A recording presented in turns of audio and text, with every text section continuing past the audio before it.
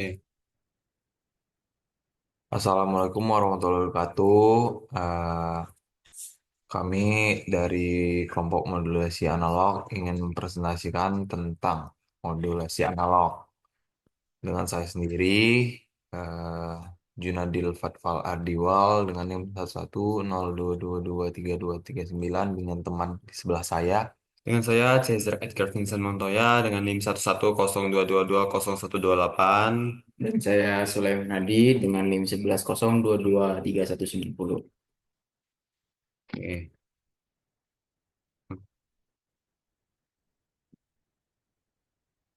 Oke, pertama saya akan menjelaskan sekilas tentang modulasi. Apa sih itu modulasi? Eh, nah, modulasi ini merupakan pengaturan parameter sinyal pembawa yang berfrekuensi tinggi dengan sinyal informasi yang berfrekuensi rendah. Nah, biasa digunakan untuk meminimalisir terjadi intervensi pada sinyal. Nah, seperti inilah kira-kira gambaran dari modulasi. Yang pertama yaitu modulasi sinyal informasi masuk pada sistem dan sinyal carrier juga masuk pada sistem dan menghasilkan sinyal yang termodulasi. Oke, selanjutnya saya akan menjelaskan sejarah modulasi analog. Pertama-tama, awal penemuannya dari 1870 sampai 1900. Modulasi analog dimulai dengan penemuan telegraf dan radio pada 1873. James Clerk Maxwell mengembangkan teori pengembangan elektromagnetik yang menjadi dasar bagi pengembangan komunikasi nirkabel. Selanjutnya pada 1895, Guglielmo Marconi berhasil mengirim sinyal radio pertama yang menandai awal penggunaan gelombang radio untuk komunikasi. Selanjut itu eh, ditemukannya konsep dasar AM atau amplitude modulation mulai muncul pada akhir abad ke-19 pada tahun 1900. Nikola Tesla dan Guglielmo Marconi melakukan eksperimen awal dengan gelombang radio. Dilanjut dengan pada 1906, Reginald Fessenden melakukan transmisi suara eh, pertama melalui radio menggunakan teknik EM yang menjadi awalan dari sinyal radio. Selanjutnya di pada tahun 1920-an, stasiun radio pertama mulai mengudara secara teratur menggunakan AM. Stasiun seperti KDKA di Pittsburgh yang mulai siaran pada tahun 1920 menjadi salah satu yang pertama menggunakan AM untuk siaran komersial. Selanjutnya diikuti pada tahun 1930-an. Ditemukannya FM. Ditemukan oleh Edwin Armstrong. Ia mengajukan paten untuk teknik ini pada 1933. Dan FM pertama kali digunakan untuk siaran radio pada tahun 1939. Dan kemudian Armstrong mendirikan stasiun radio FM pertama yang bernama W2X MN di New Jersey. Selama Perang Dunia Kedua, FM digunakan untuk komunikasi nirkabel. eh, karena ketahanannya terhadap gangguan. Ini membantu meningkatkan popularitas FM setelah perang. Setelah itu, pada tahun 1950, FCC Federal Communication Commission di AS menetapkan standar untuk siaran FM yang bantu mempercepat adopsi teknologi ini. Oke, Oke, Oke. baik. Ini merupakan gambaran dari sinyal informasi dan sinyal carrier. Yang pertama bisa kita lihat di situ sinyal informasi dengan frekuensi rendah dan eh, eh, dan sinyal acak dan dengan sinyal carrier yang beraturan dan dengan frekuensi tinggi. Oke, selanjutnya akan dijelaskan oleh teman di sebelah saya. Oke. Berikutnya adalah transmisi sinyal termodulasi. Jadi berikut adalah blok diagram dari alur-alurnya. Yang pertama ada sinyal informasi yang mana masuk ke modulator, diikuti oleh sinyal carrier yang mana berfrekuensi rapat. Nah, jadi eh, kedua sinyal ini masuk ke modulator yang kemudian termodulasi. Nah, hasil dari modulasi ini akan dikirim melalui kanal transmisi, yang mana pada kanal transmisi sinyal-sinyal hasil termodulasi sehingga akan sulit untuk dia terbiaskan atau hilang. Nah, setelah ditransmisikan akan sampai di receiver. Nah, receiver ini menerima sinyal yang dikirimkan tadi dan kemudian dilakukan demodulasi yang mana dilakukan pada demulator. Jadi sinyalnya dikembalikan lagi ke bentuk asalnya yang menjadi sinyal informasi yang terdeteksi. Nah, kemudian di bawah tadi contoh dari sinyal informasi yang mana bentuknya acak dan frekuensinya masih rendah. Ini kalau eh, modulasi dari frekuensi. Kemudian ada sinyal yang sudah termodulasi yang mana sudah dicampur dengan carrier yang mana menghasilkan frekuensi yang sangat rapat. Oke. Kemudian di sini saya akan menjelaskan jenis-jenis dari modulasi pada modulasi analog. Nah, di modulasi analog ini ada yang berbentuk gelombang sinus dan juga ada yang dengan carrier berbentuk pulsa. Nah, untuk yang berbentuk gelombang sinus ada modulasi amplitudo, modulasi frekuensi, dan modulasi fasa. Nah, untuk modulasi amplitudonya sebutannya adalah AM. Kemudian modulasi frekuensi ini sebutannya FM. Kemudian untuk modulasi fasa sebutannya adalah PM. Nah, kemudian ada lagi modulasi analog yang carrier-nya berbentuk pulsa. Yang pertama ada modulasi pulsa atau pulse amplitude modulation atau PAM singkatannya. Kemudian ada modulasi lebar pulsa yang mana sebutannya adalah PWM atau kepanjangannya adalah pulse width modulation.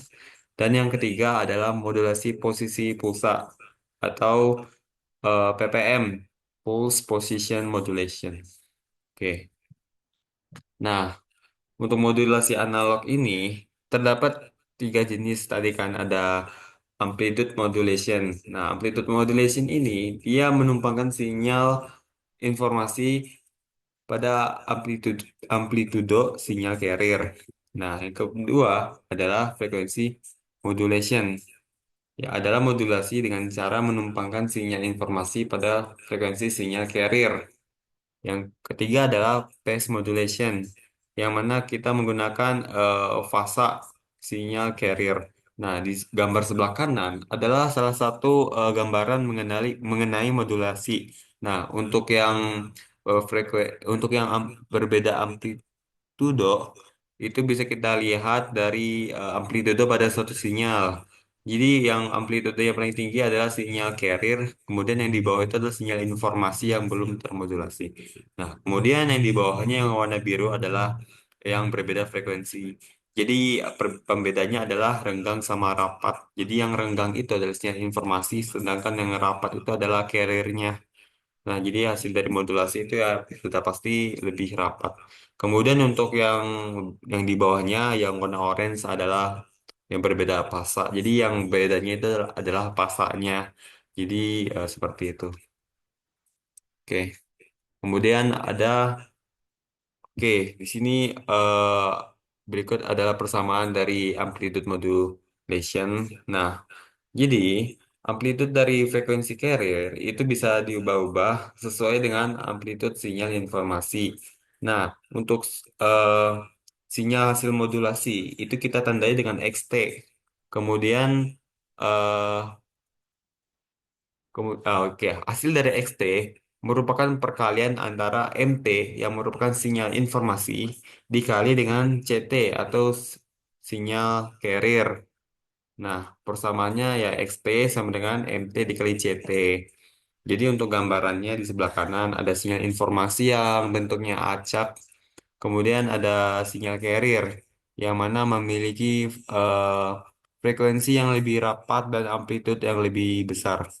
Kemudian hasil sinyal modulasinya adalah perkalian antara sinyal informasi dan juga sinyal carrier yang mana bentuk dari sinyal yang hasil bentuk dari hasil sinyal yang termodulasi mengikuti dari sinyal informasi, tetapi eh, frekuensi dan amplitudonya sama dengan yang carriernya. Dan itu di sebelah bawah, sebelah kiri bawah itu ada diagram diagram bloknya. Jadi MT, terus ada CT, terus dikali hasilnya adalah XT. Oke, next. Oke, berikutnya akan dijelaskan oleh teman saya Sulaiman tadi. Ini Mas Andri tuh. Oh, oke. Oke, mohon maaf. Jadi saya masih menjelaskan bagian yang ini, slide yang ini. Oke. Jadi ringkasannya, yang pertama, sinyal XT itu adalah sinyal CT yang telah termodulasi amplitudenya dengan MT. Jadi seperti slide sebelumnya, XT itu adalah hasil perkalian dari sinyal informasi atau MT dikali dengan sinyal CT atau sinyal carrier. Lalu yang kedua, sinyal hasil dari sinyal XT yang telah termodulasi akan ditransmisikan melalui antena pemancar. Oke, lalu yang ketiga, pada contoh sebelumnya, MT itu kan tadi adalah sinyal suara yang frekuensinya 0 sampai 4000 Hz. Dan sinyal carrier adalah sinusoidal dengan frekuensi yang lebih tinggi, yakni 150 MHz. Nah, maka frekuensi dari sinyal XT adalah merentang dari 150 MHz sampai 4000 Hz. Eh, 150 MHz dikurang 4000 Hz sampai 150 MHz ditambah 4000 Hz. Artinya apa? Jadi bedanya dia mempunyai selisih sebesar 8000 Hz. Karena di sini kita lihat yang nomor 5 itu tuh alias 149.996.000 Hz sampai 150.004.000 Hz. Nah, itu untuk angkanya. Kemudian untuk bandwidth dari XT adalah 8000 Hz. Jadi eh, ini merupakan selisih dari yang paling tinggi ke yang paling rendah tadi. Dengan kata lain, bandwidth dari XT adalah dua kali bandwidth dari MT. Jadi kan MT tadi bandwidthnya sebesar 4000 Hz. Nah, dua kalinya itu menghasilkan eh, bandwidth dari XT. Nah, terakhir untuk mengirim sinyal XT, maka dimensi antena dihitung dengan cara menggunakan frekuensi tengah, yakni 150 Hz. Dimensi antena dipol optimal adalah 1 meter. Ya. Oke, berikutnya akan dijelaskan oleh teman saya Sulaiman Hadi. Baik, di sini saya akan menjelaskan frekuensi modulation.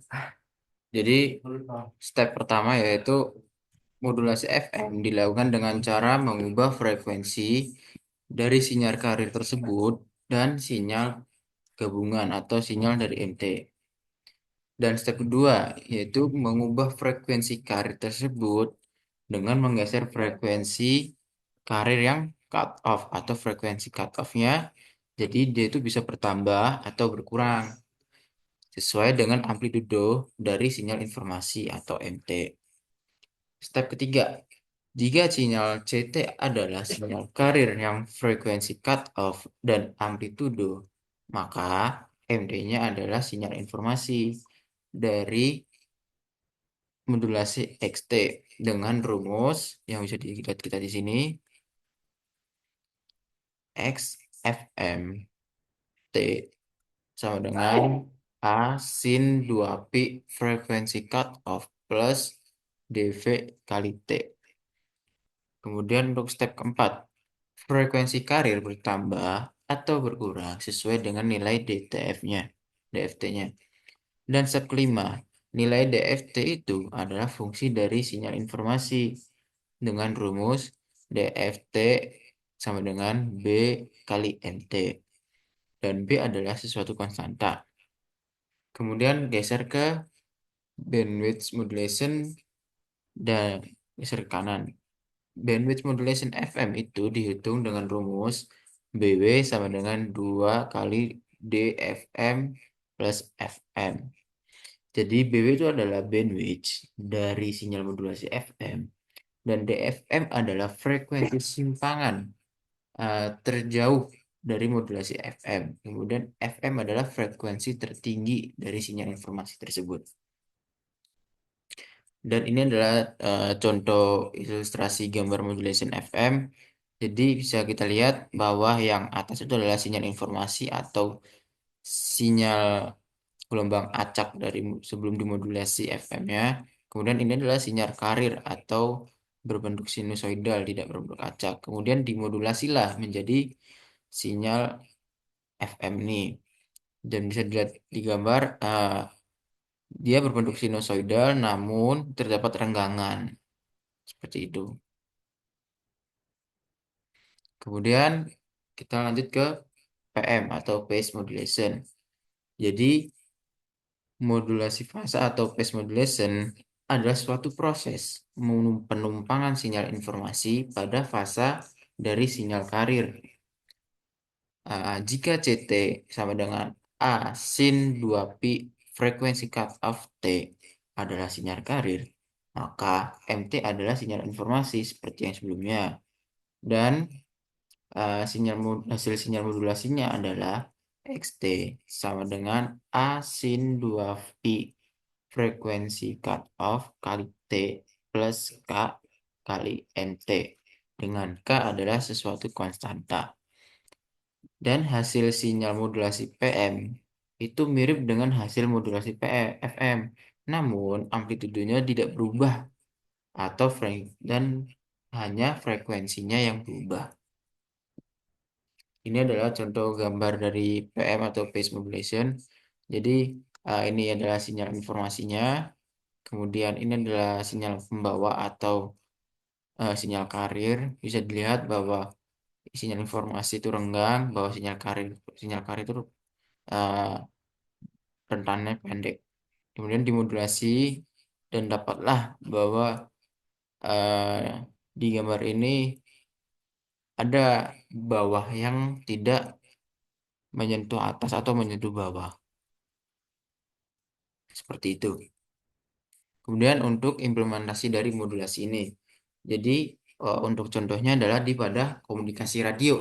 Kenapa ada komunikasi radio? Karena eh, misalnya di AM, dia memiliki operasional 535 kHz sampai 1605 kHz bandwidth-nya AM. Dan itu cocok dengan jarak jangkauan yang lebih jauh. Kemudian FM, frekuensi modulation yang memiliki operasional 88 MHz sampai 108 MHz. Dan perlu bandwidth yang lebih besar daripada FM karena kualitasnya lebih baik terhadap noise. Kemudian untuk implementasi modulasi yang kedua yaitu komunikasi radar.